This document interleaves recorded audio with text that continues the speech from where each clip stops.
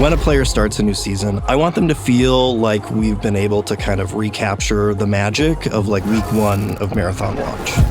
Everything is new, you don't know what's valuable yet. That feeling of discovery is going to be exciting and kind of push you to new stories and new journeys along your seasonal progression. The core thing we think about is how is that journey going to be interesting and fresh, and how is it going to provide players different choices? I think it's going to be a really exciting time for people to sort of like chart a new course and sort of like finding their own new path.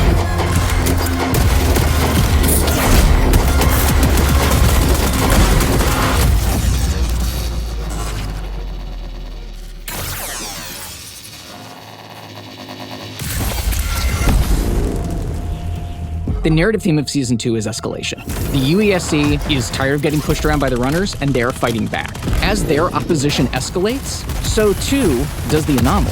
One of your jobs is to find out why. From the first moment you infill on Nightmarsh, you're gonna feel tension. It is oppressive, unsettling. The creepiness factor gets ratcheted up. This body's been here for years. As night falls, the anomaly intensifies and digital psychosis hallucinations start to affect you. Confusing, fragmented vocals and messages that really start to play with what the player is hearing and making them question what's in their head versus in the real world. Upon landing in Nightmarsh, all players will have an equipped flashlight by default. Nightmarsh is this interesting counterplay of, do I go to the places where there is light and kind of comfort and safety? But doing so makes you a lot more visible to people who are hiding in the dark. When you are in those shadows, you want to have equipment that allows you to see in the dark using your cybernetic eyes. We really leaned into LiDAR as kind of our mechanic for runners to navigate in the dark. Once you start accumulating these tools and upgrading your loadout to be specifically tailored to fighting on Nightmarsh, you're going to become far more powerful.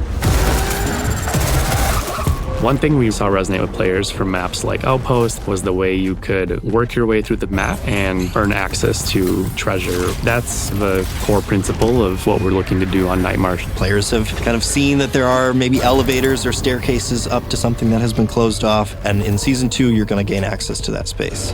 This is the observation deck and science lab where the UESC has been studying the anomaly. That's going to be one of the most heavily guarded areas of the map. In there, it's going to be juicy loot.